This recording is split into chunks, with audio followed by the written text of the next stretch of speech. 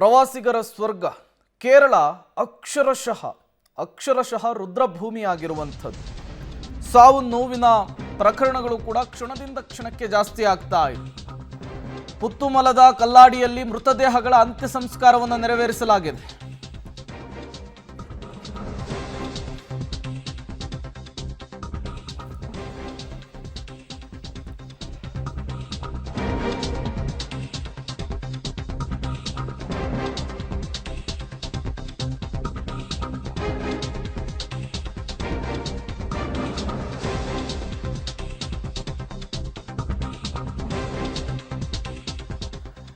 ಕೇರಳದ ವಯನಾಡಿನಲ್ಲಿ ಭೂಕುಸಿತದ ಪ್ರಕರಣ.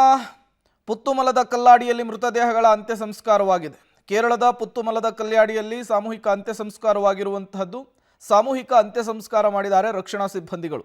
ಗುರುತು ಸಿಗದ ಮೃತದೇಹಗಳ ಅಂತ್ಯ ಸಂಸ್ಕಾರ ಮಾಡಿದ್ದಾರೆ ಸಿಬ್ಬಂದಿಗಳು. ಸುಮಾರು 30 ಮೃತದೇಹಗಳನ್ನು ಏಕಕಾಲಕ್ಕೆ ಸಾಮೂಹಿಕವಾಗಿ ಅಂತ್ಯ ಸಂಸ್ಕಾರವನ್ನು ಸ್ಥಳೀಯರು ನೆರವೇರಿಸಿರುವಂಥದ್ದು. ಮೃತದೇಹದ ಅಂತ್ಯ ಸಂಸ್ಕಾರಕ್ಕೆ ಸ್ಥಳೀಯರಿಗೆ ರಕ್ಷಣಾ ಸಿಬ್ಬಂದಿಗಳು ಕೂಡ ಸಾಥನ್ನು ಕೊಟ್ಟಿದ್ರು.